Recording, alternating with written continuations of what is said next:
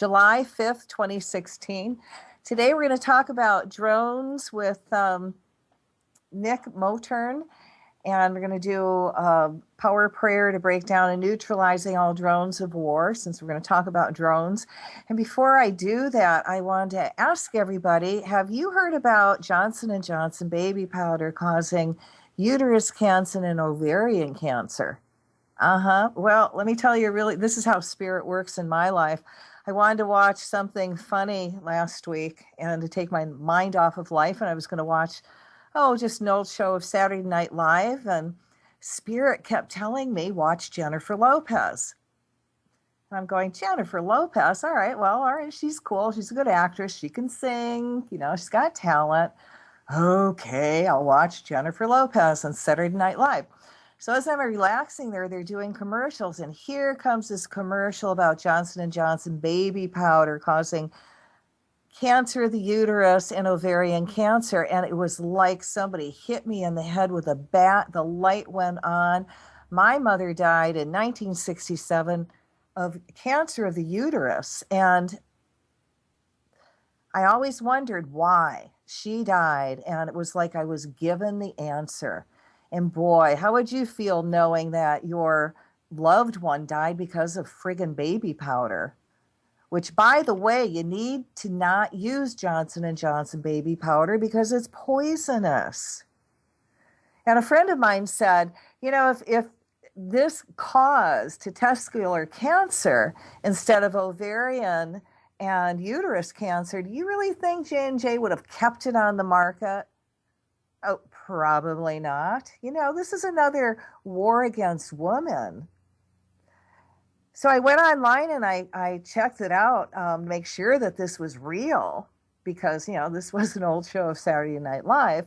And lo and behold, it was. So I filled out a form, and within 30 seconds, somebody called me back from an attorney. Wow, that blew me away. So there is no statute of limitations. My mom died in 1967. There is no statute of limitations. So if you know some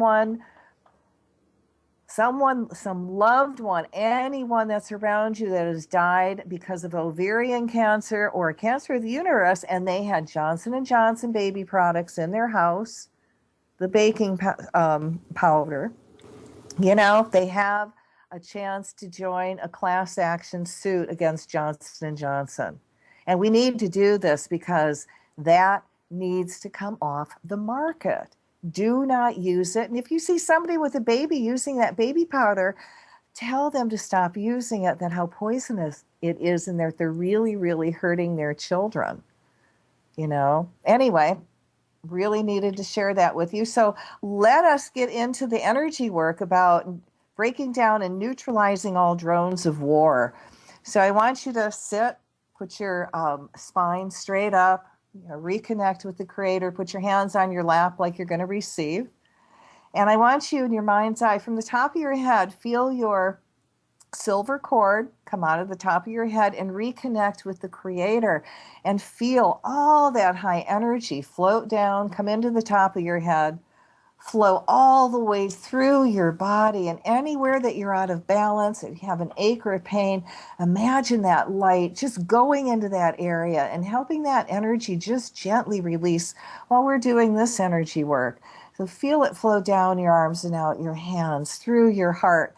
And imagine yourself sitting in this huge stadium, everybody of like mind, all linked in together to do this divine prayer. In the center of the stadium, we're going to put a 10-ton crystal there to amplify our work.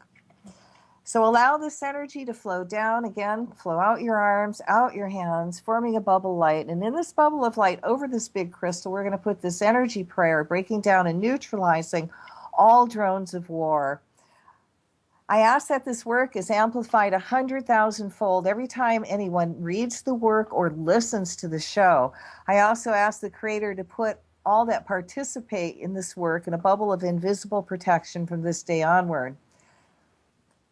Let there be light. In the name of the presence of God, which I am, through the magnetic power, sacred fire vested in me, I command. I call to Michael the Archangel, Ganesha, the remover of obstacles, all the cosmic beings, and the creator to cut all ties to the drone project and to whoever is wanting this to work to move forward, including the military, industrial complex, politicians, money investors, and anyone trying to push the New World Order agenda forward.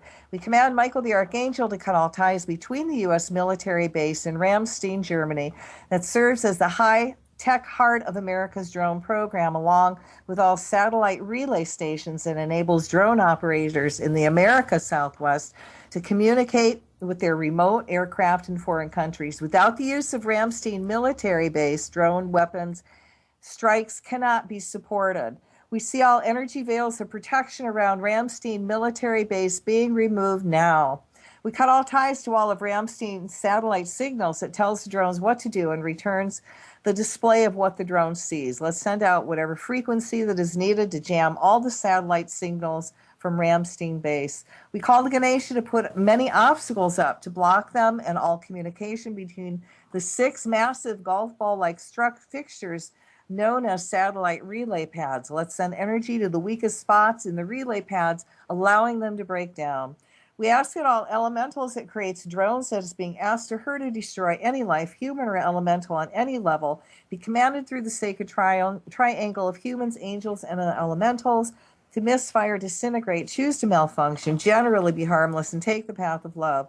I call to Michael the Archangel to cut all ties to any black magicians, secret societies, ETs, Mormons groups, Jesuits, the Illuminati, the Rothschilds, reptilian governments, military scientists, and any other group being connected to drones at the creation of the military base, Ramstein military base, if they choose to continue to support, which is their free will. I ask the higher self and guardian angels to put them in positions of harmlessness now. We also cut ties from the relay station and all equipment being used to support the operations of a secretive Black Ops Air Force program known as Big Safari, an intricate spider web of facilities across the U.S. and the globe. We call to Michael the Archangel to cut all ties to the Creech Air Force Base in Nevada, to all its ties in the transatlantic fiber optic cables that go to Germany that support the U.S. drone war in Afghanistan and Pakistan. This also includes all drone missions that are operated from other locations, such as Fort Gordon in Georgia, Cannon Air Base in Clovis, New Mexico, as the pilots at Creech and other ground control stations try to send their commands to the drones. They operate via transatlantic fiber optic cables to Germany. We see them now becoming dyslexic and confused. We see all the Ramstein uplinks become distorted and scattered, especially to the Predator primary satellite link. So there is no direct connection between any satellite that connects to any drones, and the pilots lose all direct drone control. See how satellite relay stations have huge lag time between the commands of the pilots and the reception by the aircraft, called latency. Too much latency, which would be caused by additional satellite relays, would make swift maneuvers impossible, and the pilots would practically be flying the drones blind. We asked Michael the Archangel to cut all ties to the geolocating device affixed to the drones that feeds back to the satellite and down to the station at Ramstein, also called the Gilgamesh platform, resulting in many malfunctions that cuts all pilot drone communications. We also cut all ties between the collection platform called Air Handler, which creates a distortion so no relay data can be sent to the ground control stations by Ramstein. If it is for the Earth's highest good that the commercial satellite provider Intelsat lose all monetary support, then so be it. We ask the angels and all cosmic beings to reposition the Galaxy 26 satellite from the U.S. orbit over the Indian Ocean, slightly off course, so all communications with drone operators are lost.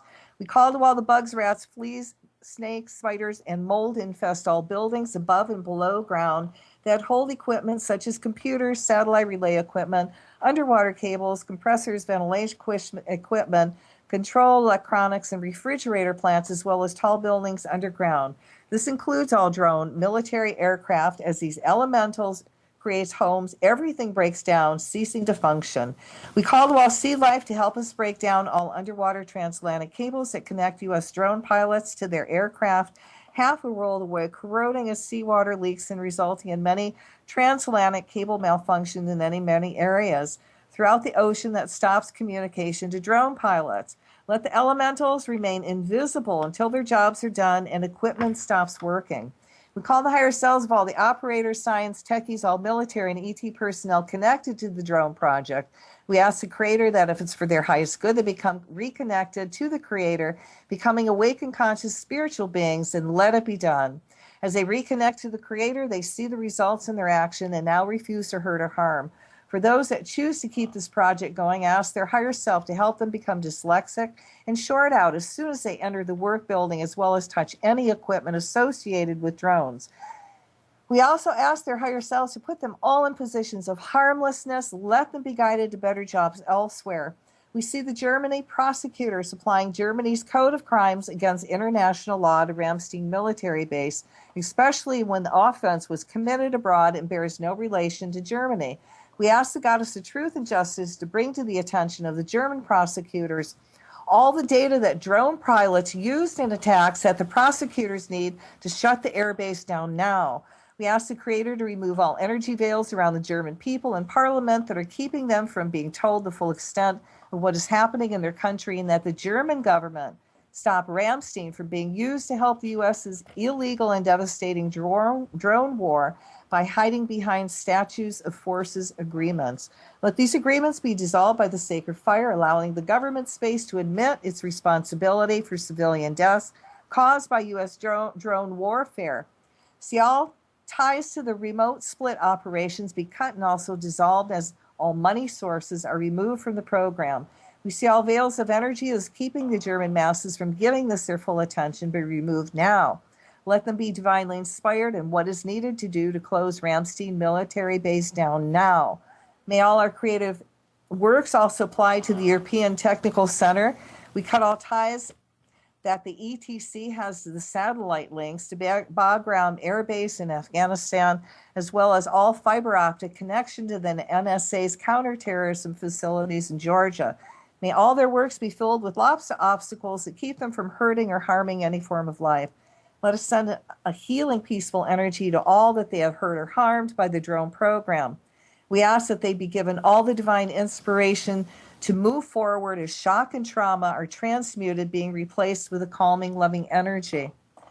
As always, not our will, but thy will be done. And let's fill this up with light and love and take a deep breath and release it to the universe to manifest. So let me talk about the man that's going to be on the program in just a few minutes that is going to talk about drones. Now, Nick Mottern has worked as a reporter, research writer, and political organizer over the last 30 years. While in the U.S. Navy, he was in Vietnam in 62 and 63. He graduated from Columbia University's Graduate School of Journalism in 1966, and he has worked as a reporter for the Providence, Rhode Island Journal and Evening Bulletin, a researcher and writer for the former U.S. Senate Select Committee on Nutrition and Human Needs, a lobbyist for Bread for the World, and a writer and co-organizer of speaking tours in the United States on U.S. involvement in Africa for Marry No Fathers and Brothers. In this job, he's visited a number of African nations and war zones in Eritrea, Ethiopia, and Mozambique, as well as Israel and the West Bank. He is the author of Suffering Strong, recounting experiences of his first trip to Africa. He has also been involved in grassroots action in the lower Hudson Valley. He manages www.nodrones.com, and that's www.knowdrones.com, a website devoted to education and organizing to stop drone warfare and surveillance. He was director of the 2012 National Known Drones Tour and was an organizer of the 2013 April Days of Action and 2014 Spring Days of Action. And he publishes the Drone Organizers Bulletin.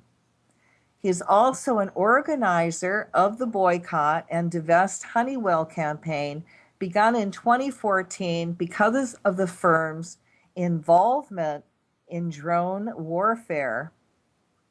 And that's www.badhoneywell.org. That's BADHONEYWELL.org. And his articles have appeared in Truthout since 2008. So I am actually waiting for Nick to call in, and I'm very excited to hear what he has to say on drones because, you know, we need to know this information because it's happening. Many people are being killed from drones, and our government isn't even telling the truth about it, are they? Of course they don't want to because it's going to implicate them. You know, they're such reptilians. It's unbelievable. You know, they do the double speak. They never mean what they say. And, you know, they always do the opposite. I hope he has the right time. Maybe I should give him a quick call. You know, I don't know. I love live radio. But we did talk this morning, and, you know, he was very excited about coming on, which works really well for me.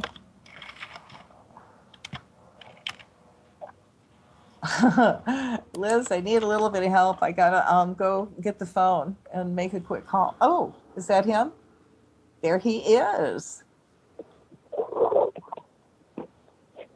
No. Hi, is that you, Nick? Yes, it is. Yay! I was just getting ready to call you, and I was running out of breath with words. How are you doing tonight? I'm doing quite nicely. Actually, I took a little nap, and so I would be very mentally available and alert. So, and it seems it worked out. Yeah. Well, I read over your biography with everybody, and I'm really impressed. And you know, you're really the drone expert. How did you get involved with drones? And you need to turn up your volume a little. Turn it off. Yeah, no, up. That's good. Or speak into your mic, your phone. Okay. Is this better? Is that better, Liz? It sounds good to me. Okay, good. A little. Yeah, so I got involved with, maybe I should go off speakerphone. Is this better now? Is that, no, that's not. Okay, I'll go back on speakerphone. Okay. Yeah, I've got it up to maximum volume. I'm sorry if it's not better. No, it sounds better. Okay, well, how I got involved with drones was back in 2010. I wrote an article for Truthout about the head of ITT Corporation, a man named Stephen Loranger.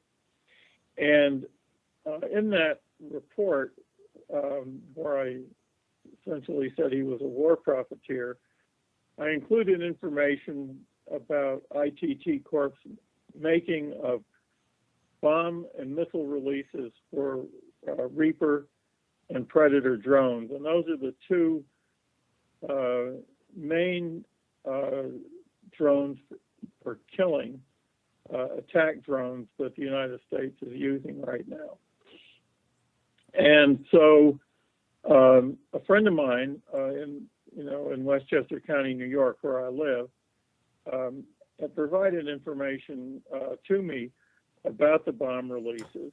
And so when I finished the article, I got a number of good comments, but I still wasn't satisfied that we'd sufficiently made our point. And so I decided to build a model of a Reaper drone and organize a protest in the hometown of this Stephen Loranger, which is Greenwich, Connecticut, which is a well-to-do community as a community to New York City.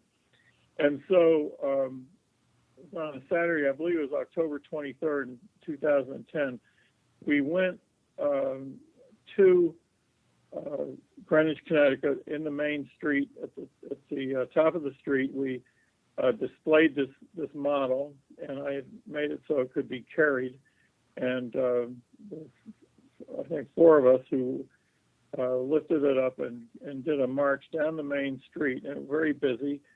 And the local newspaper covered this very thoroughly. It was very remarkable. We went into his neighborhood, but we found that even though I had driven by in his house and taken pictures for the article, it was in fact a gated community, and so we were stopped from going down the street in front of his house. But the short of it is that the newspaper ran an article, began a certain way on the front page, and then inside had a lot of pictures and coverage. And this drone model attracted a lot of attention. And so that's how we got started using these replicas. And since then, I, with a friend and then later a man who works in fiberglass, have made 20 of these models that are in different parts of the country that are used for protest. I don't think that is happening as much as it did a year and a half, 2 years ago, but it's still going on. But that's basically how I got interested in drone warfare, and then proceeded to learn more about it as I went along. So you're actually using drones for good by helping it, by letting them be the activist eyes, right? Well, that's right. The models that we've made don't fly. We have them so they're on a standard that's portable. It's made out of a sheetrock lifter, actually, but they're quite large. The bodies of them are 8 feet long, and they have a 11-foot wingspan. They're quite realistic, and the purpose of the whole thing is to give people a visceral sense of what an attack drone looks like. Now, the ones that we make are models of the Reaper drone. The real one has a 66-foot wingspan and is 36 feet long. It's quite slender, and it has a single motor at the rear, a turboprop motor, and that's what propels that. Ours are stationary, but they do have a presence, let's just say. What do you think about the mosquito drones? You mean these tiny drones that are the size of bugs? Yeah. Well, I think that the premise of a drone is really the killer drones, or the small drones you're talking about, which, of course, small drones can be fitted out with needles and poison, have other ways of harming people. But the whole premise of it is based on advances in video, satellite technology that make it possible to create cameras that can watch people. And in the case of the drone, now they can stay in the air for maybe 40 hours at a time. Some of them attack drones can stay in the air at 40 hours at a time. Some other ones that are larger can stay in the air longer for surveillance purposes. So everything that is a drone, as we know them now, its power is based on violation of people's privacy, essentially, for whatever purposes, whether it's for watching them, monitoring, them over days, or watching them and then killing them. The whole premise of it is the violation of privacy. The things that we, hear the most about, obviously, are U.S. drones, Israeli drones, killing people. These are the only two countries that use drones now to kill people. Although the Brits, we can say, are also involved in that, in league with the United States, in Afghanistan and some other countries. But all the killing that's going on is based on the violation of people's privacy anywhere in the world. And the international community, if we want to call it that, has yet to come to grips with the issue of violation of privacy, even though the Universal Declaration of Human Rights that was developed through the United Nations in 1948 speaks of the protection, everybody's right to privacy as a human right around the world. This is something that the United States systematically violates and without any compunction, without any excuse, without any shame. And of course, privacy is an extremely precious thing and treated very casually in this country compared to other places. Well, when you talk about, drone attacks, exactly how, can you explain to us how that works? Yes, we'll take the example of the Reaper drone. This is an airplane that is very easily disassembled and put into a large crate. And interestingly, these crates are made out of aluminum. They're called coffins. And so you can have a Reaper drone that's made in near San Diego. You put it in its crate and you send it to Afghanistan. When it gets to Afghanistan, they put it back together again. It becomes a flyable airplane. But through satellite communications, you can have drone crews, what you call them, crew, quote unquote, stationed in Syracuse, New York. So a ground crew in Afghanistan will launch a Reaper drone in Afghanistan.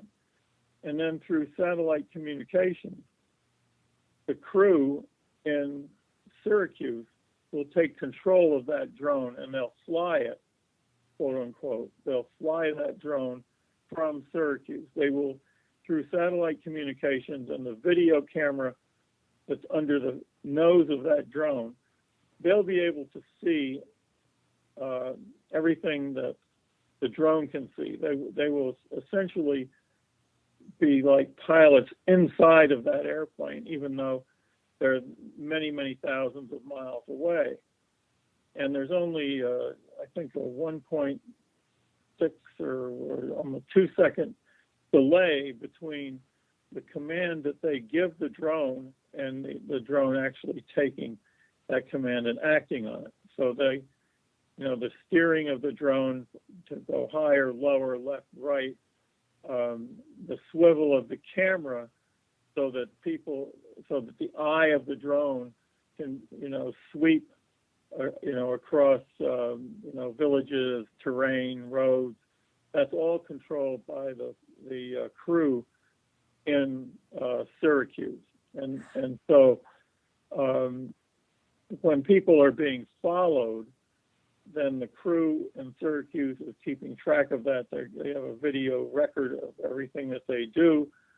And when the order is given to kill somebody, the crew member who pulls the trigger is in Syracuse, watching through the eye as the missile leaves the drone and is controlled probably by infrared and seeking and hit a target. And I can speak more. I'd like to speak more about the nature of the missiles that are used also, but that's essentially how it works. Did I make that clear? You did. But do they have a, one place assembles it and the other place does it?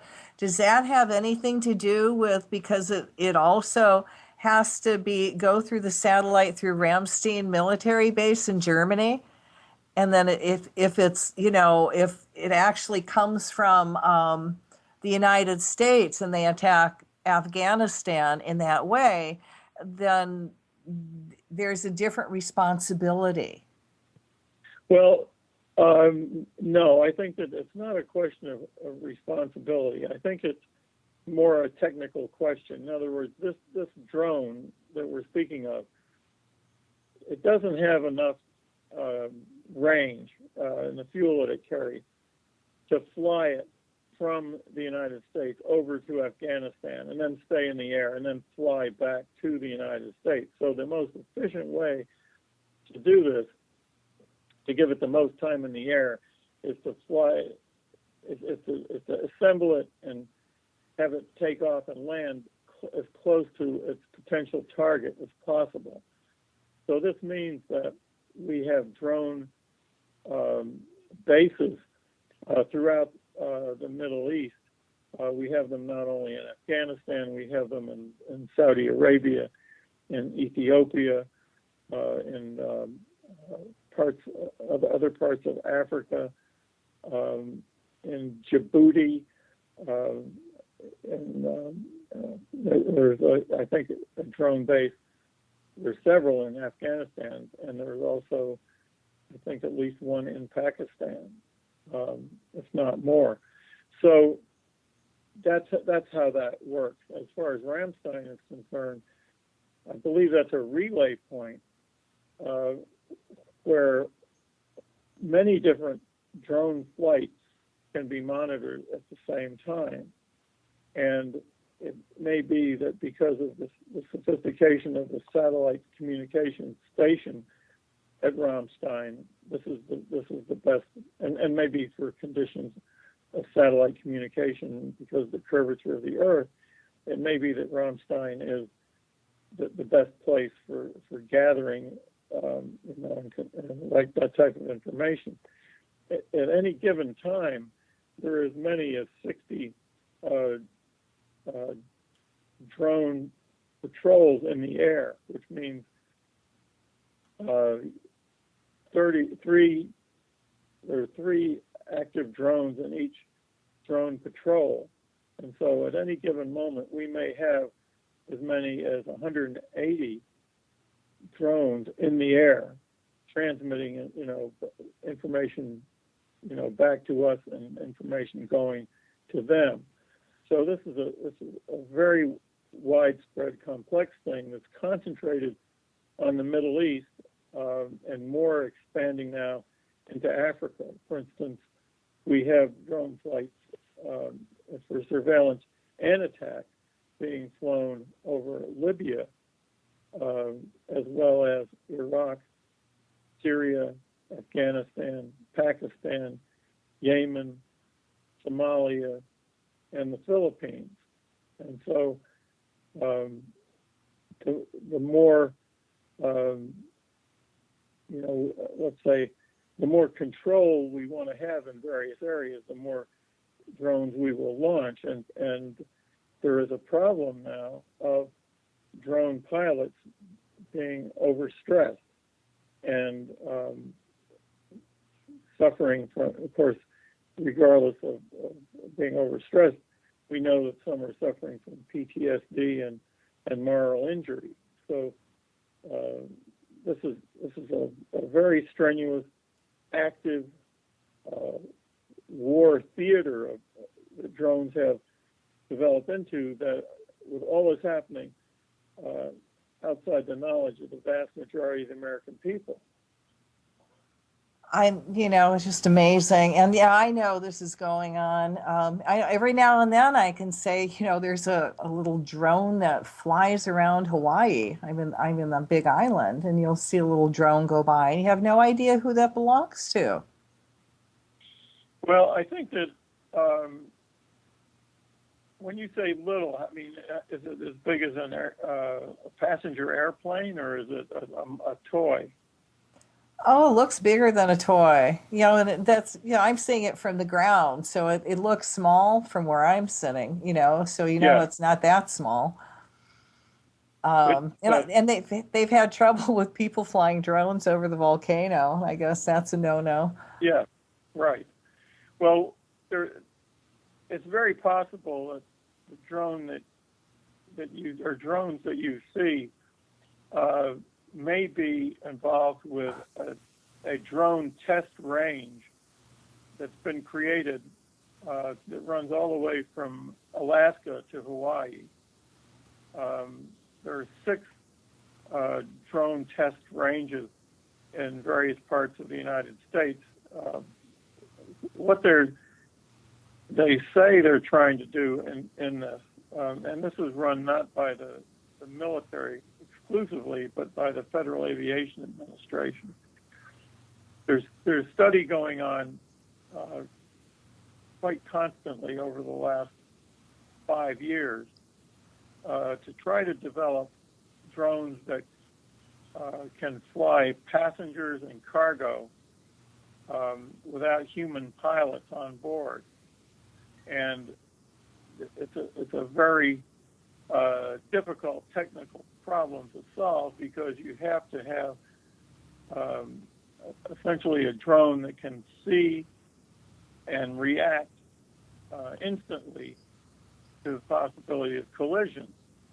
And they have not, as far as we know, developed the technology for doing that. Now, a little while ago, there was a Tesla that was basically driverless Tesla, where it crashed into, I guess, a trailer truck and killed the driver because whatever the technology was in the automobile, it was not able to see, quote unquote, this trailer truck. I think they said it was because of the color of the truck or something like that. So even with the I just have to, I have to say one thing, Nick. I hope this guy didn't breed. How stupid can you be to allow, to not put your hands on the wheel, for God's sake? Well, I guess that the person may have been distracted too. I mean, who knows what he was told about this? But this is the kind of problem that, of course, if you are in the air, you add another dimension to it, and so these there's going to be billions of dollars devoted to the challenge of creating airplanes that don't require pilots, and so that, and there is one of the test ranges in that, in that challenge is, covers the ocean between a base in Alaska and Hawaii. I don't know, I don't know what entity in Hawaii or the exact location of it is involved with that, but that can be looked up and found on the internet. How do you feel when President Obama just issues a report saying that maybe just a few, as little as 64, and as many as only 160 civilians have been killed by drones? Do you really feel that's accurate? Well, first off, no, I don't think it's accurate in any way whatsoever. And I'll speak to that.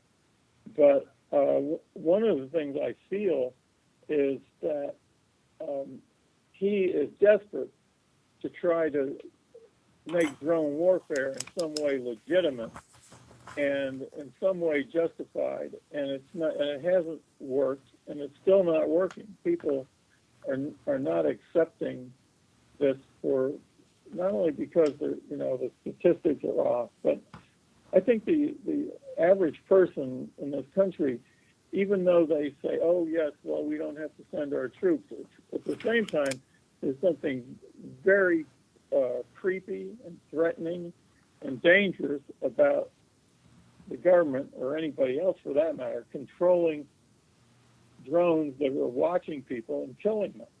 And I think that emotionally, as well as intellectually, the average person has a lot of resistance to this, and it's going to take more than something, this kind of shoddy report to persuade people. And I believe that people are never going to be persuaded about this, and at some point this is going to be declared off limits, that it'll be in the same category as poison gas and cluster bombs, things that should not be used. But at this juncture, this is where we are with it. So in one way, by him releasing this report, it's very encouraging, because it shows that this is by no means a settled issue.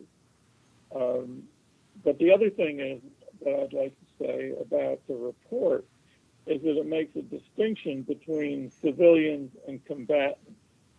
And there's actually, in my mind, in this construct of civilian and combatant, the whole idea of trying to create a justification for killing people who have never been arrested, charged, or taken to court, which is totally against international law.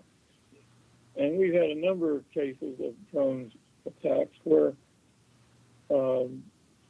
people on the ground have said, well, if they were concerned about so-and-so, they had every opportunity to arrest him. This happened near a military base. This happened, certainly within communities where the only armed people were the police and the military, so in any way, significant way. So basically, in many, many, many cases, if they're concerned about somebody, they can be captured and can be tried. And the United States has chosen not to do that. So just by saying civilian and combatant, they create something, seek to justify killing certain people when there's no justification for it whatsoever, and certainly not in this manner. So they're trying to create the idea that assassination is an appropriate and legal method for dealing with people that this government does not like. And when I say that, I'm not talking like, oh, there's these bad people, those bad people, and we're killing, all bad people. These drone attacks are made very selectively, and that there are certain people who are viewed as, let's say, in the case of the Saudis, for attacking in Yemen. There are some people who anyone would say, oh, those are terrorists, but they happen to be allied with the Saudis at a particular time.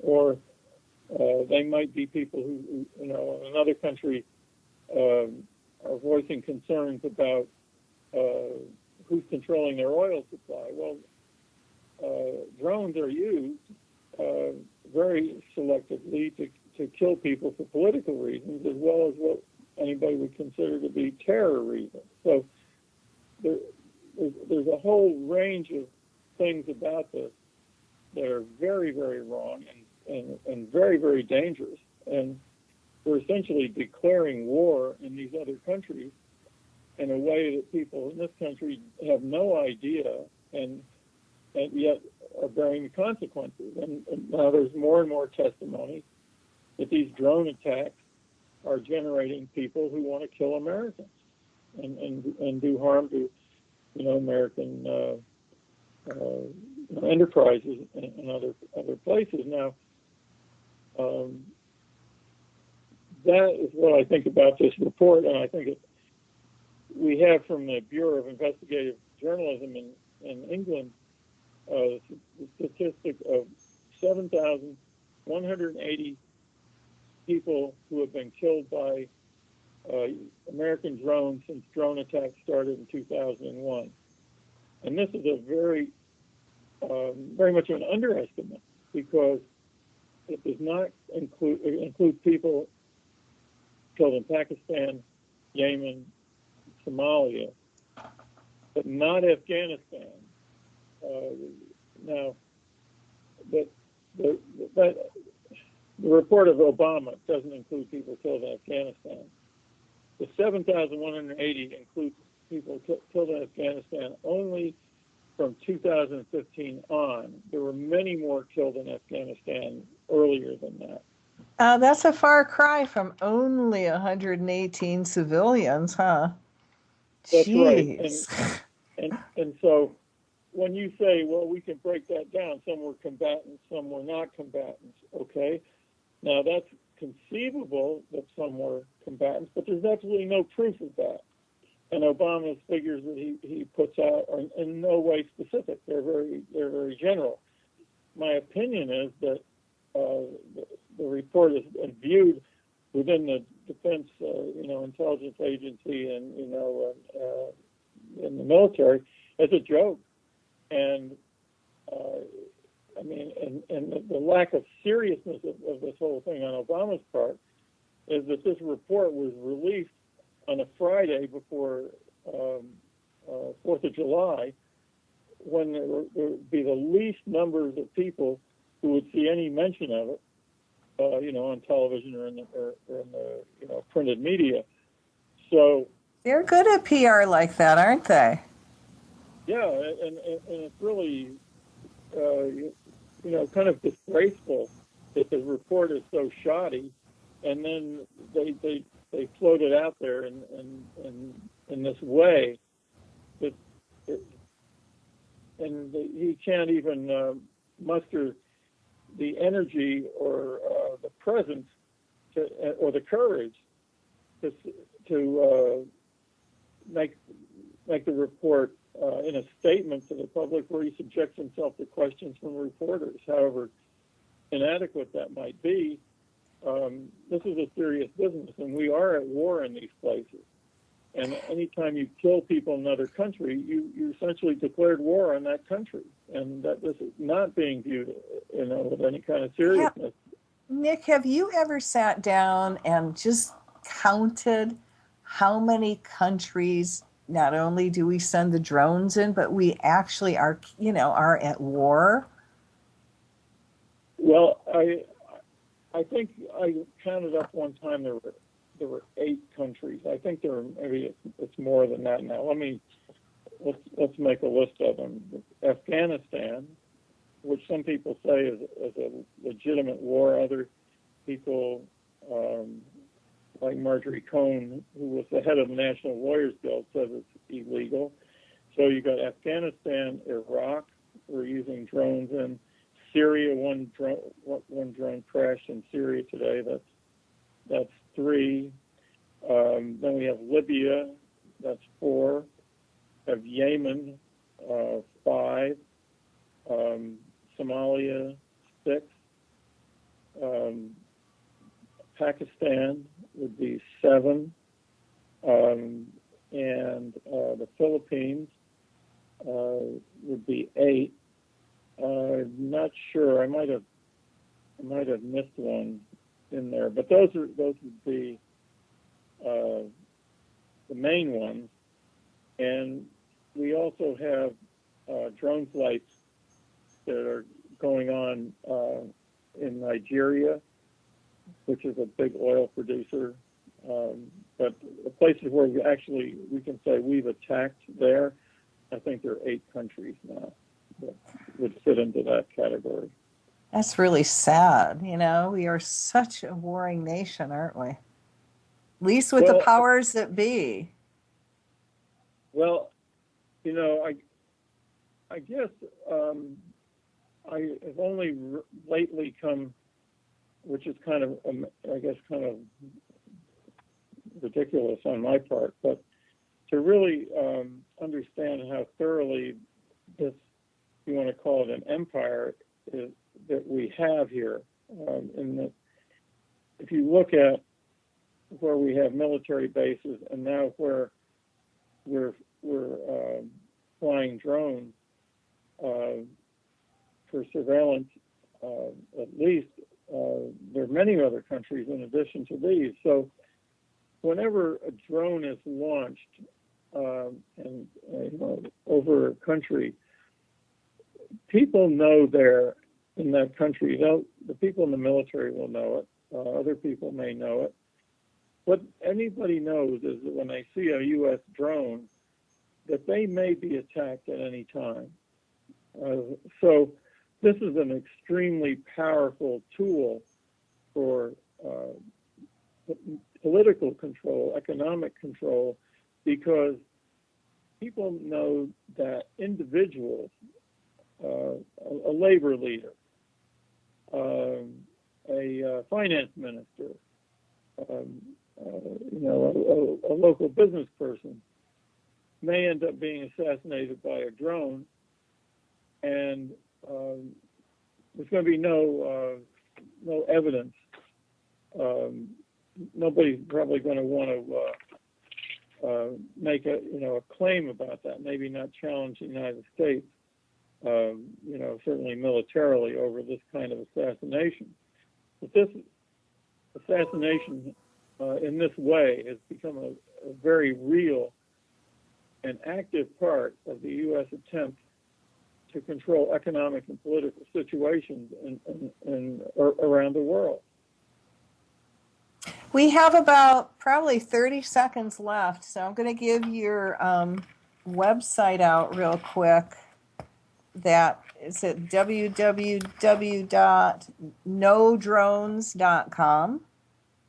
Yes. It's knowdrones.com for those of you like me who are really bad at spellers.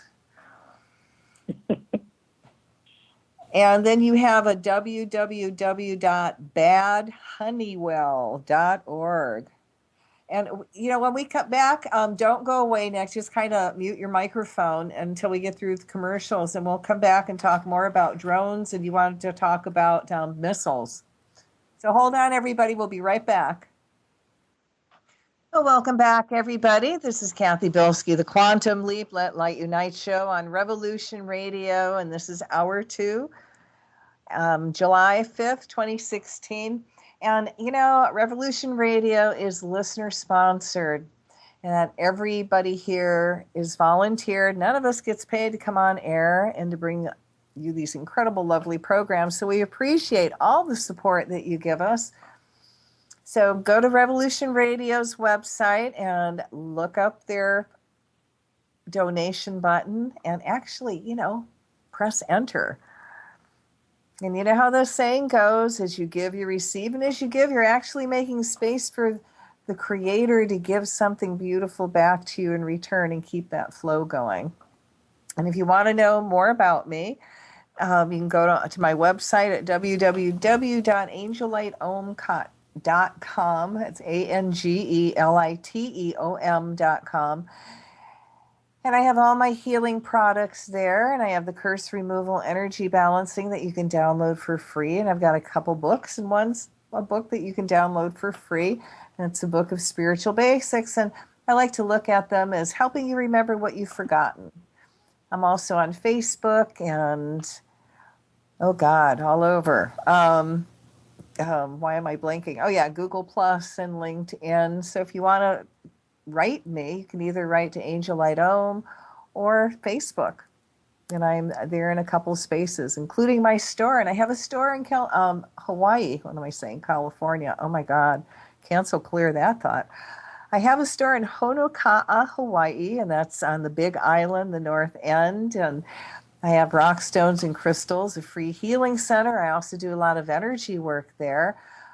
Do free curse removal, energy balancing to anybody who's in need that's open to it, and little free mini massages with my angel light tools, and it makes you feel really good. You have an angel light bed you can lay on. You can hug my big earth keepers. I have the largest crystal in Hawaii. It's a smoky quartz celestial earth keeper, and it's over 1,000 pounds. So come on out and see me, or if you need energy work, you can also call my store at 808-775-9400 between 11 and 4 p.m. Hawaiian time. And I occasionally take days, spontaneous days off, but I do return calls that are on caller ID. So we were talking to Nick Mottern on about drones. And hi, Nick. Welcome back. Yes, hi. So what, you were going to talk about getting right back into our conversation. Missiles, what kind of missiles that actually come from drones? Well, the missile is called a Hellfire missile, and it's about 5 feet long, relatively small compared to a 500-pound bomb that these drones also carry. But the Hellfire missile is basically made to destroy trucks, to disable tanks, to blow up small buildings. So it's a very powerful explosive. And when it's used against human beings who are exposed in the open or in vehicles, what it does is, if it's a direct hit on a person or their vehicle, the people are essentially disintegrated. They're pulverized. It's a problem. If you say, what kind of a problem is this? It's a long-standing problem identified as and documented at least 4 years ago, where in many cases it's not clear how many people have been killed by a Hellfire missile from a drone, because there's so little left of them that you might have, there's one case where some people in Yemen went to look for their cousin. They found, his driver's license, and they were able to find, I'll have to say they were able to find, the person's eyeball, but they were not able to put together a body of that person. And so when the government, when President Obama speaks of the precision of these weapons, it's just a kind of like a hideous joke, because the blast range for this that is safe, in other words, outside of what distance are you safe, for the Marines is 300 football or 3 football field length, 300 yards. And so a Hellfire missile exploding near a group of people, there are going to be people killed who have maybe nothing to do with the targeted person. And so when the government says we're going to count up, the numbers of casualties, it's an absurd statement, because, first of all, you may not even know how many people you've killed because there's so little left of them. And then you say, okay, who's a combatant, not a combatant? There can be people killed by shrapnel, hundreds of feet away from these people that are not even within the sight necessarily of the drone camera. So this whole argument that's supposed to make people in this country feel very comfortable with, just killing the bad guy is a preposterous lie that, for reasons that I can't imagine, really go unchallenged. Well, how many people think waterboarding is acceptable now? If it's done on the right person, right? Well, I think that you do have people who are very much in favor of torture. You do have people who want to summarily kill anyone that they're uncomfortable with.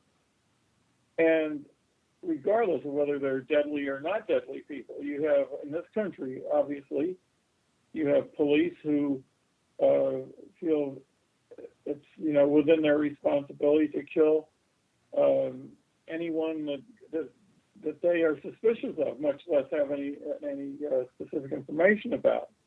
And it's not an accident that this is happening to mostly people of color. It's not an accident, in my opinion, that this is happening mostly to poor people of color in other countries where we're using drones. And so you do have people here who believe, too, that I'm sure believe in this country, that the Ku Klux Klan has a place in our society. Because we have people who are fearful and want to kill other people, it doesn't mean that that's something that should be given a political positive value. And these drone operations are very much along the lines of these summary police killings in the United States. And this is why, after the horrors of the Second World War, there was this Universal Declaration of Human Rights that was crafted in the UN and was signed by the United States. It was put forward by Eleanor Roosevelt because there was a hope, and a desperate hope, that we wouldn't find ourselves as a human family doing the same thing to each other that we had done during the Second World War. But when we have an active politics and given house room, like Obama does with this drone warfare, then we're stepping back into that cycle of barbarity. And that once you open that cycle up, there's really no way to tell who's going to be drawn into it and where it's going to go.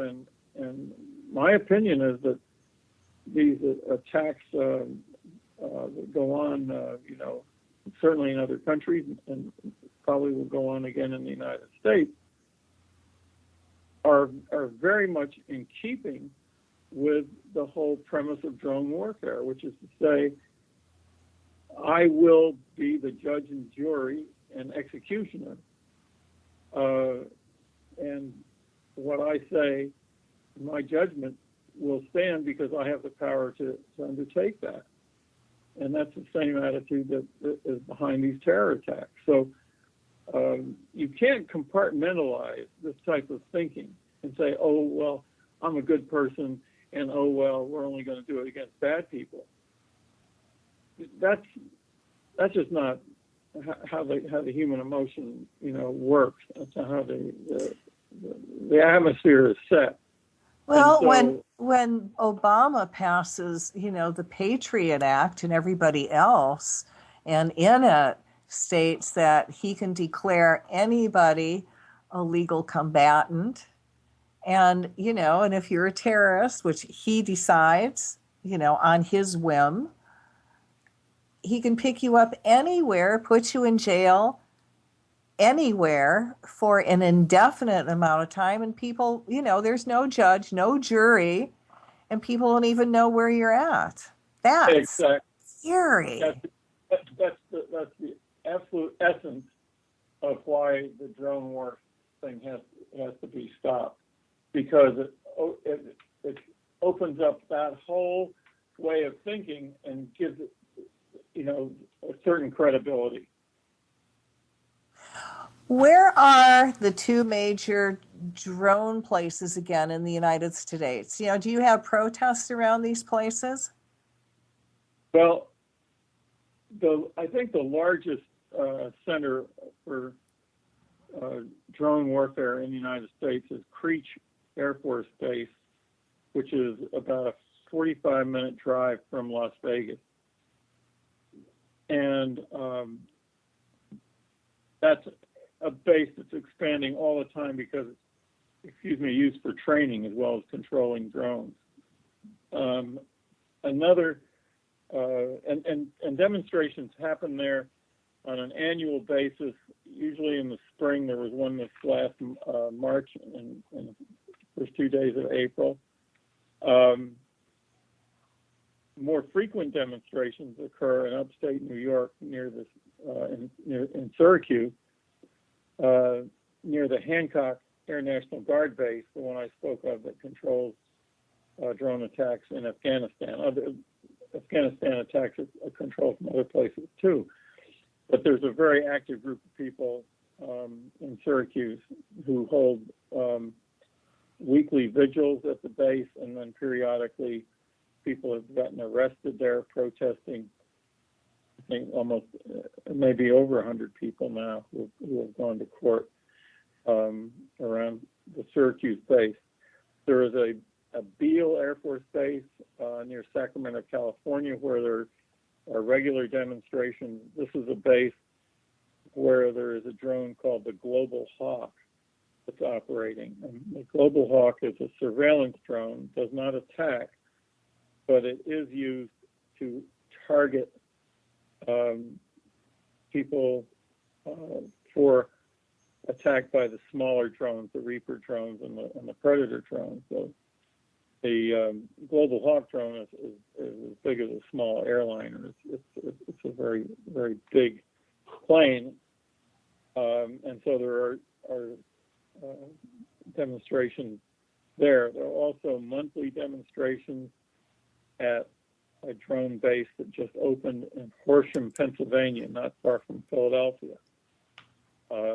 And the people there are very, consistent in going to Horsham at the last Saturday of every month. Those would be the main places that I know of where there are regular protests. But it's important to understand that there are at least 20 drone control centers inside the United States, mostly concentrated in the Southwest, but also there are drone control bases in the South, in Nashville, Tennessee, for example, and also up in the Dakotas. So the expansion of the drone war has been a very careful plan, and these bases have been developed quietly in many cases, but they are very active in the various sizes.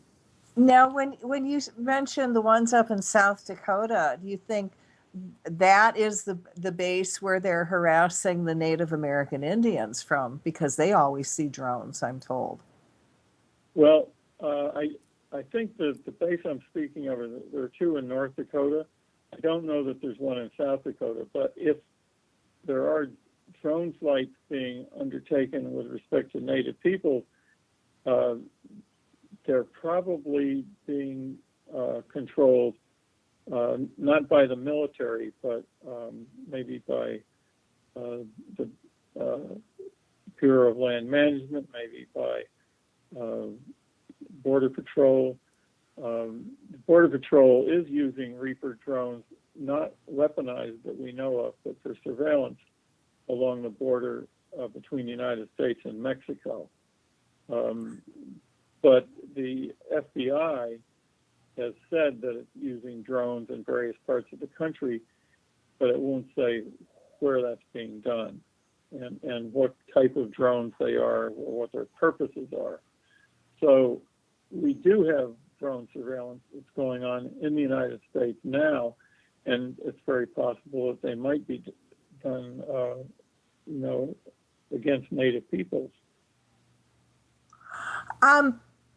Let me ask you a question. How hard is it, is it true that it's easy to take control of a drone if you have, the right equipment, frequency, and that kind of thing? And didn't they do that in a foreign country? I know Iran or Iraq take control of a drone and crash it or take it or something. I think it was 3 years ago, Iran took control of a surveillance drone, and I think it crashed, but it wasn't smashed to smithereens, and they proceeded to make duplicates of that drone and put, they put them on display. I can't answer your question in terms of whether it's now easy to do that.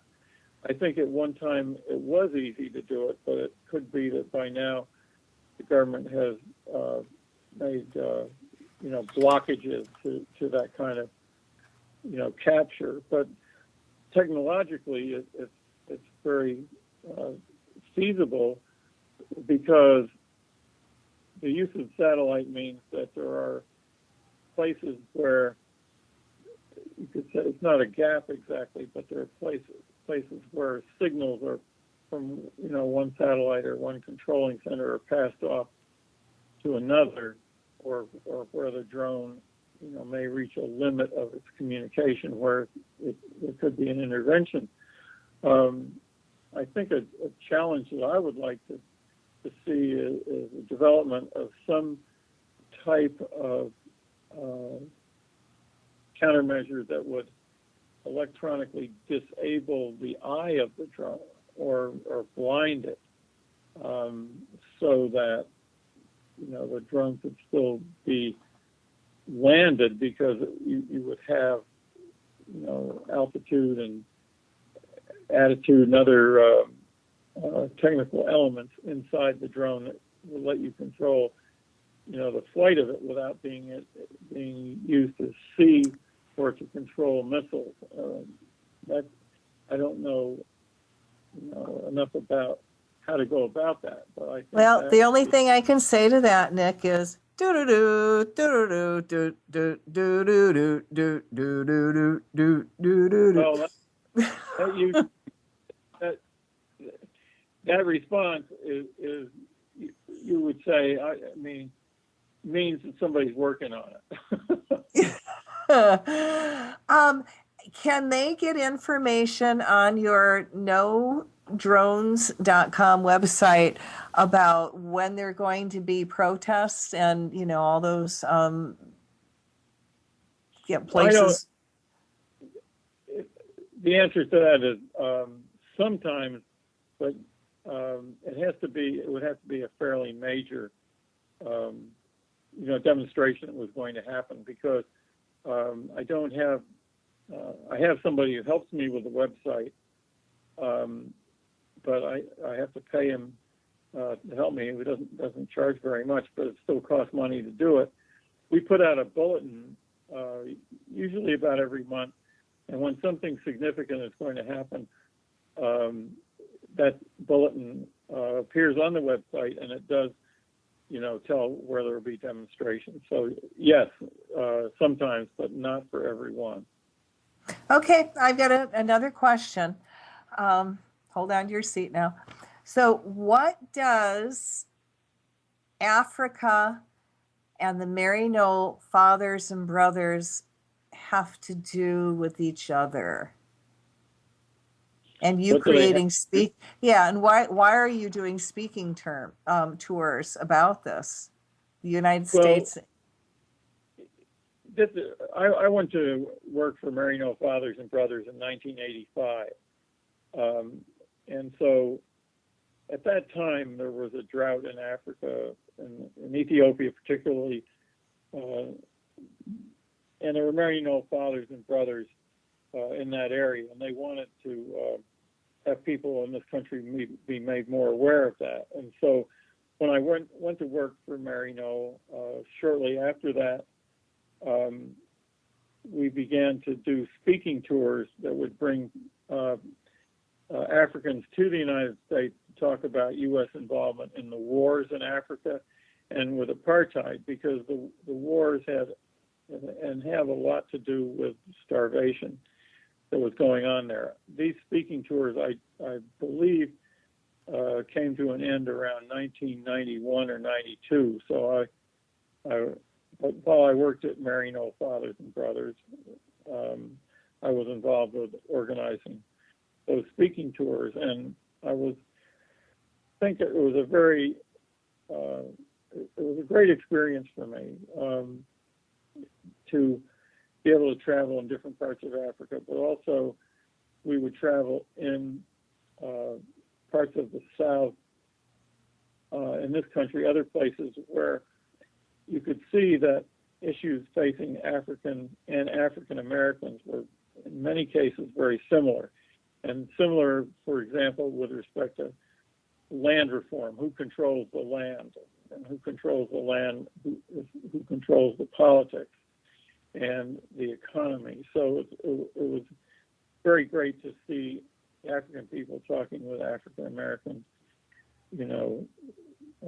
people about common problems. And I think and we're talking about drone war now and drones as an instrument of empire. Well, when you speak of empire, you necessarily speak of colonial behavior.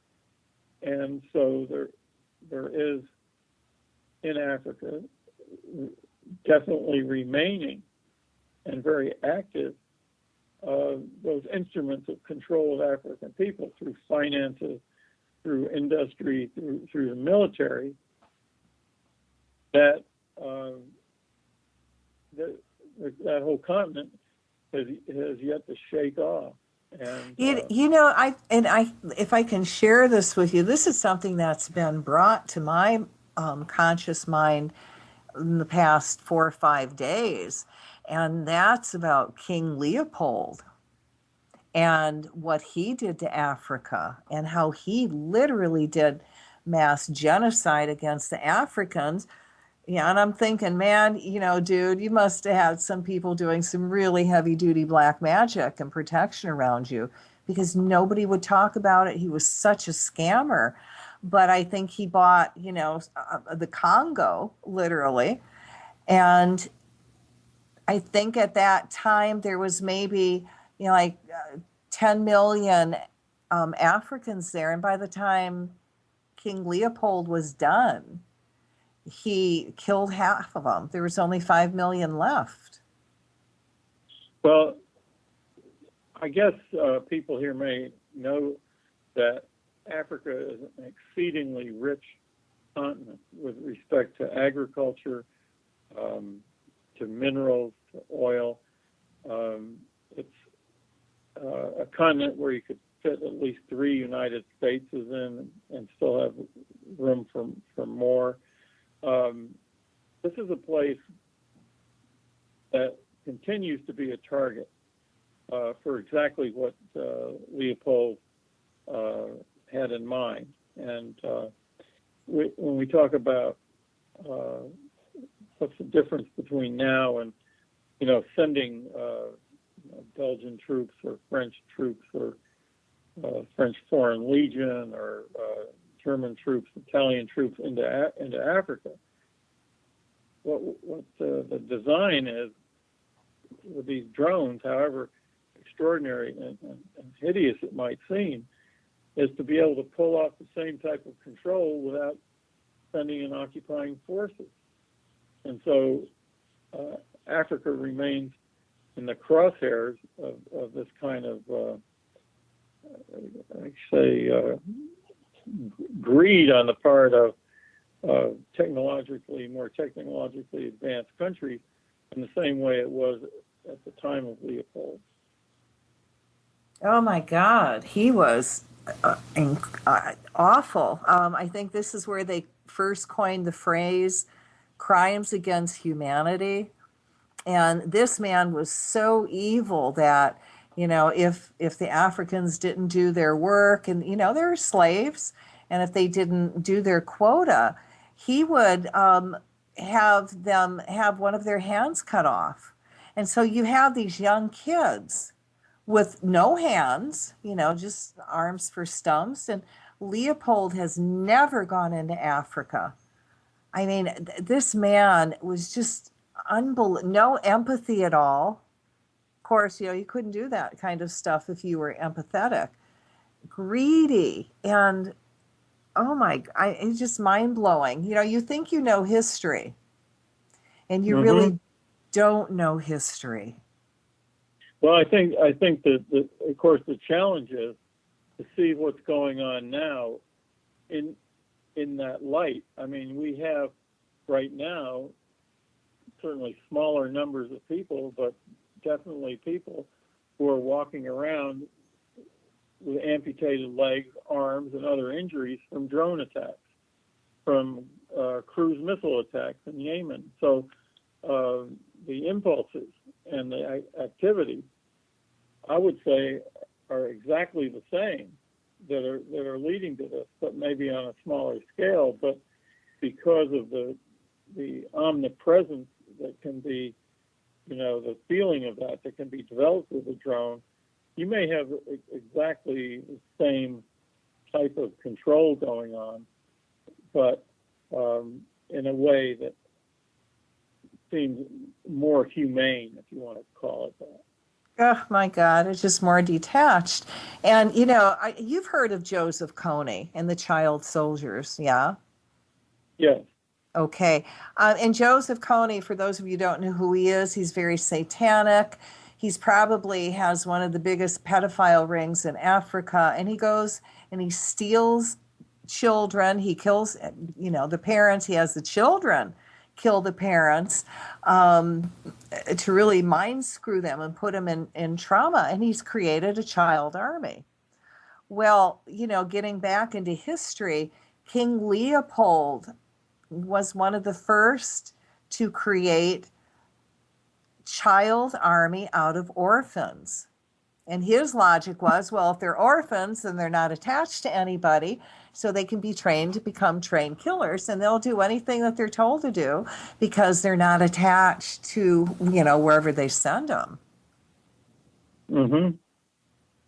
Well, that all springs out of abject poverty, and that has really been very much, I would say, amplified, since the colonial history began in Africa in the, early 1600s, but now by the European powers much more in the late 1800s. So we're still living with that legacy, and the African people are still living with, in many cases, very corrupt governments that are externally controlled in a lot of different ways. So we're not out of the woods, from the Leopold thinking and activity at all. It's really sad. That's sometimes you just don't have no words to describe, how evil people can be.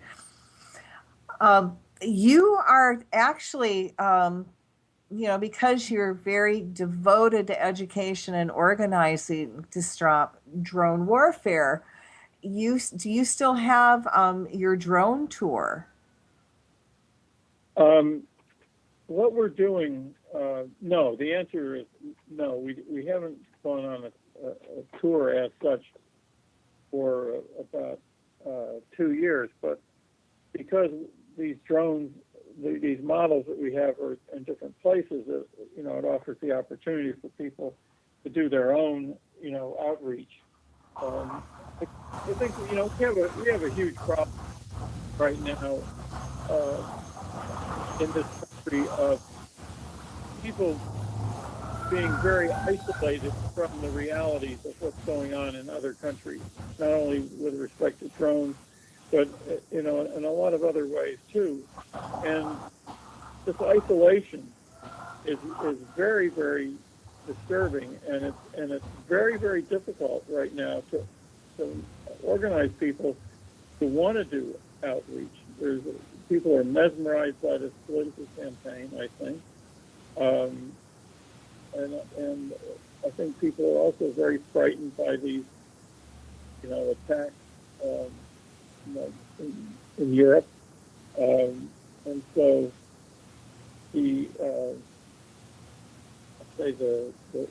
certainly the money wherewithal and the energy and emotional wherewithal to do that kind of outreach is much less than it was when we started doing the drone tours. And what we're starting to do now, and we started last year, but we're going to continue, is to do television advertising on cable about drone warfare, just to inform people, how many people have been killed, what the consequences are.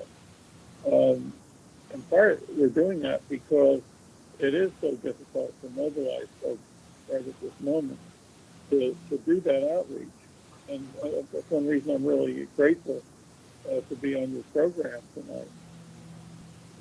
Oh, I appreciate you coming on. Trust me. I've got another question about Honeywell. What in the world does Honeywell have to do with drones, and what exactly does Honeywell make? Say that again. What does Honeywell? I cut out. What does Honeywell manufacture? Well, when you think of that name, what do you think of? Movies. Well, Honeywell ham. Well, do you know these little thermostats that people have in their houses that are round? Yes. Okay. Yes, you're right. Okay, sorry. Those are probably the most commonly known thing that they make. But Honeywell is like a huge department store of weapons making, oil and gas service equipment, for people who drill oil wells or gas wells. They make, when you say thermostats, they make all kinds of controls for, climate and buildings. And their weapons manufacture includes motors, guidance system for the Reaper drone, but it also includes the making of all kinds of mechanisms for nuclear weapons and the management of plants that refine radioactive material for nuclear weapons. And they've got a big plant out in Kansas City, Missouri, that takes care of, I'm not sure it's all the parts for our nuclear weapons, but it's a major manufacturing and assembly plant for nuclear arms. So Honeywell's not only involved with drones and nuclear weapons, but it's also involved with maintenance and servicing of military aircraft, making various parts for military and commercial airplanes. It's that kind of conglomerate that is very, very dependent on Pentagon spending.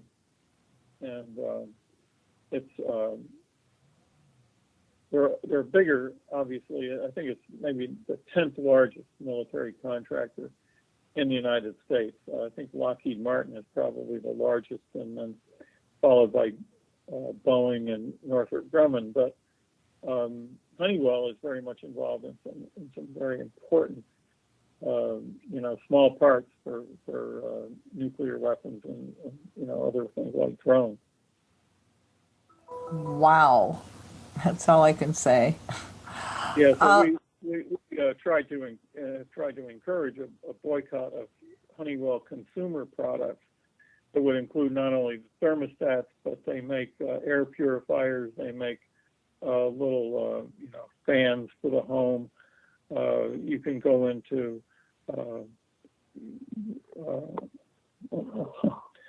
Target, you can go into Walmart, any of these big stores, and you'll find consumer products from Honeywell. Actually, Honeywell is the only major military contractor that does have a consumer product line, and so that's why we chose them to boycott. Is this having any significant effect on their company? No, I don't think it is. But it is a way to educate people, and maybe touch the conscience of some of the people working there. Well, the only way you can let people know is by sharing this information with them. And again, I think boycotts are very powerful, and they do work when enough people get involved. It sounds like you need some volunteers, Nick. Well, that would be wonderful. Yes. Yeah, we're going to be having a conference call organized by Code Pink tomorrow, as a matter of fact, to try to work out a response to Obama's drone report. And so I know that I and other groups who are involved with us are definitely looking for volunteers. And they can get a hold of you at the www.nodrones.com. Yes? Yes, they can do that, and I can give you my email address too. Please share. Yes, it's my name, all one word, NickMottern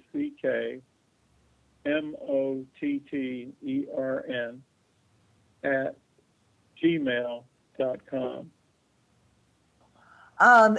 Guys, it's, if you're looking for a cause, this is a good one.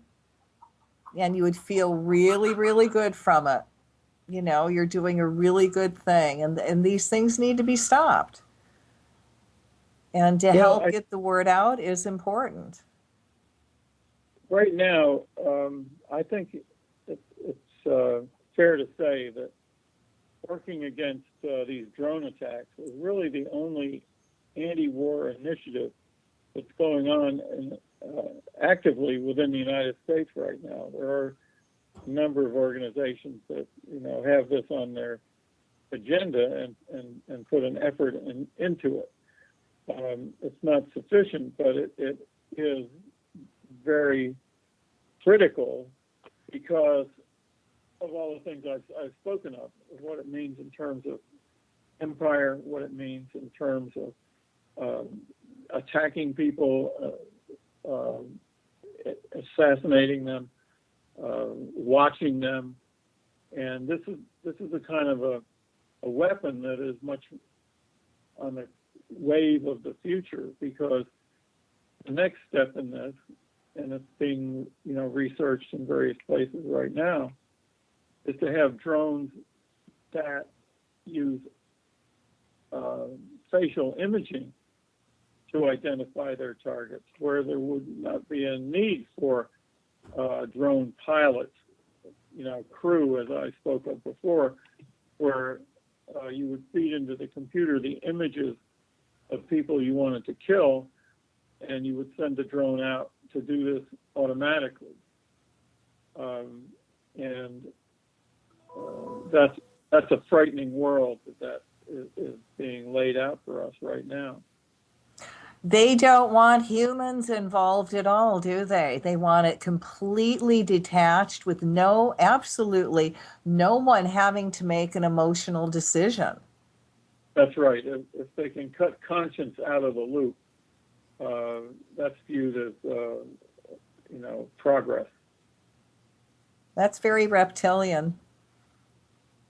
Yeah. It's actually shocking to think that you could have humans who have been so trained to compartmentalize their thinking that they could work on something like this. I think people are basically being dumbed down to the point where they don't think. I mean, I had car trouble. I blew two tires on the same side. I bought two tires to replace the tires I blew. And because there was not somebody to tell this guy, put them either on the back or the front, he put them on the same side. And you're just going, hello, is anybody home? You know, people are not thinking anymore. There is no more critical thinking or going, well, maybe this isn't right. Maybe I should ask, you know? Out of sight, Well, out of mind.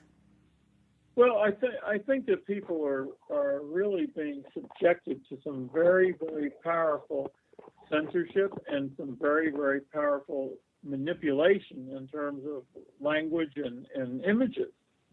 And so I think that any of us, when you frighten us enough, it makes it very hard for us to think. We just are thinking immediately about how are we going to survive. And I don't know, I'm not a psychiatrist. People frighten down people really get away with a lot. And I think that's what we're being subjected to. I mean, certainly in politics, it's hard to imagine how we could find ourselves in a situation as we do with the presidential election. Because they're good at manipulating us every single time. Yeah, to me, it's such a farce, and people will get mad because I go, look, why should I bother? I'm not going to vote. My vote means nothing. And if you think your vote means something, then go back to the Gore Bush, presidency or the campaign. And Gore gave in to Bush, and he just let him have it, and he actually won the popular vote. Now, what does that mean to all those people that voted?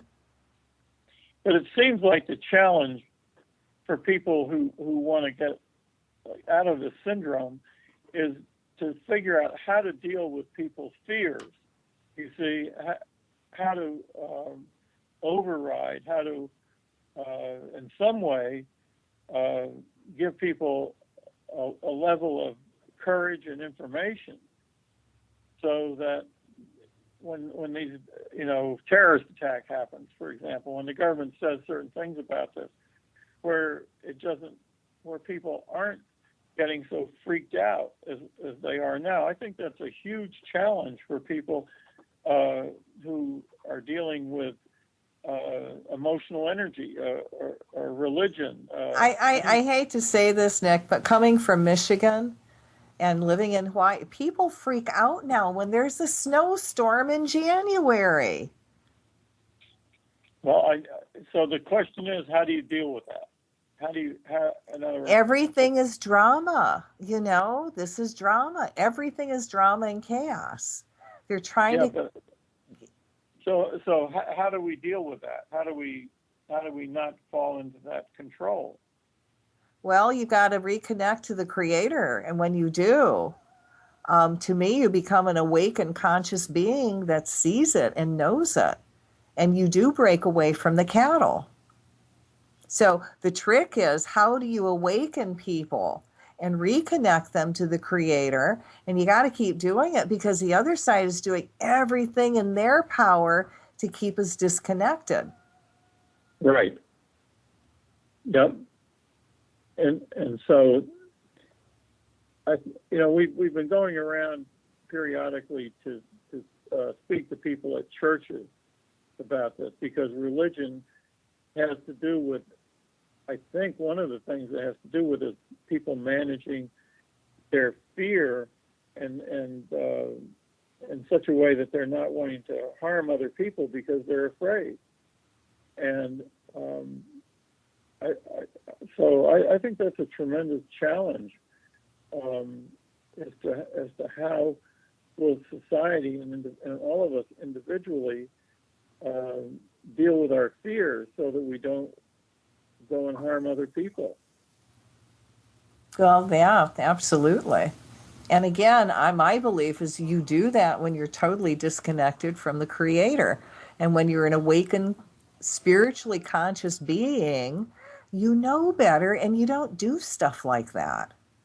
Right.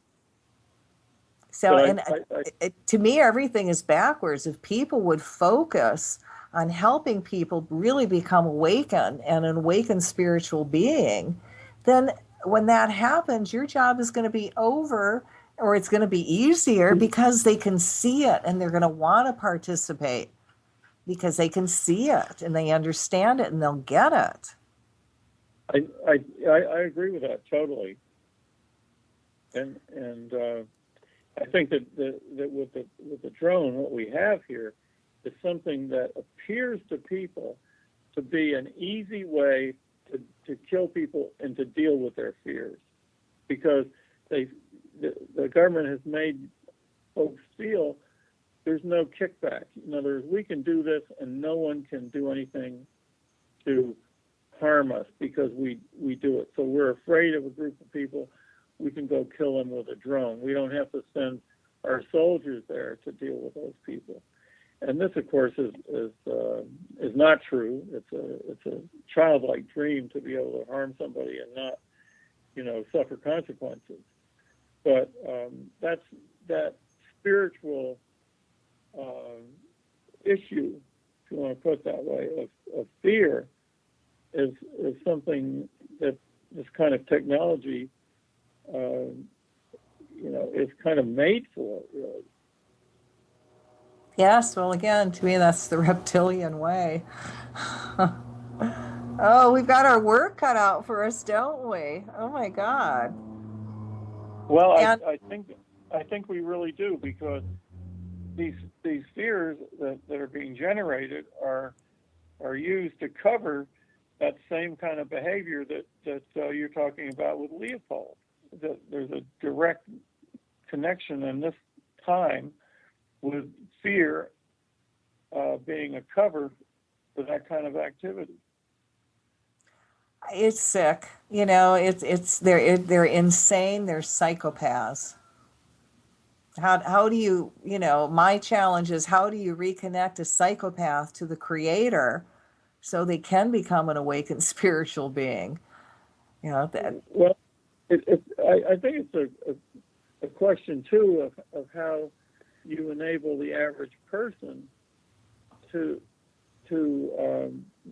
handle their fears, because if we're, fear is a very big part of the survival of animals of all kinds, and it's really a question of how you handle your fear, rather than not to be afraid. We all will necessarily, because we're animals on Earth, we will be afraid from time to time.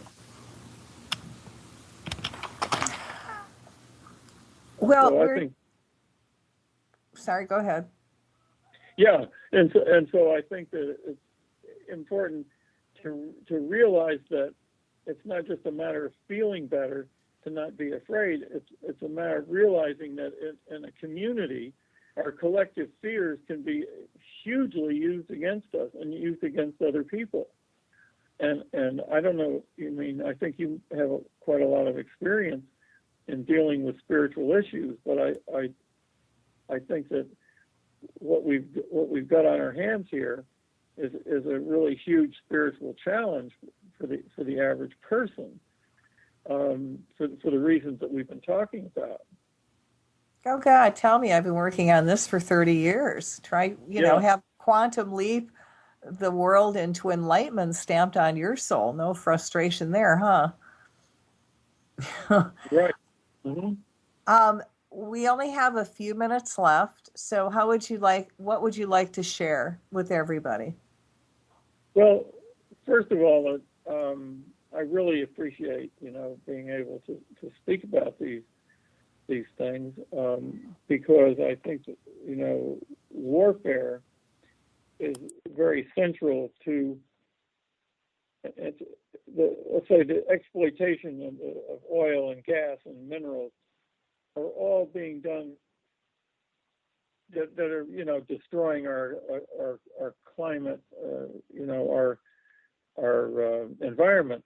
This is all being done at gunpoint at various places around the world, and the United States is very, very much involved with that. So,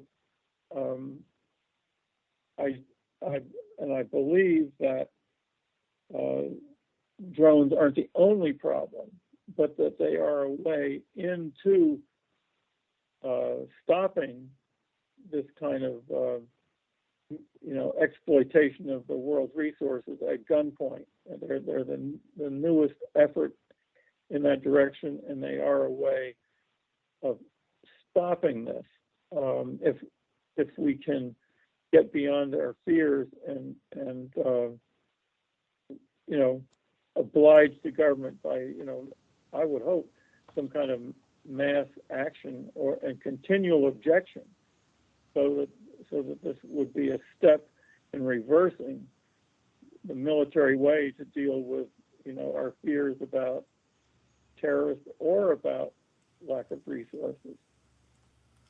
Well, we're probably going to be out of time. So, guys, you know, Nick needs some volunteers. So if you want to earn and score some points in heaven and put yourself in a good cause, go to www.nodrones.com. Thanks for coming on, Nick. Thank you, Cathy.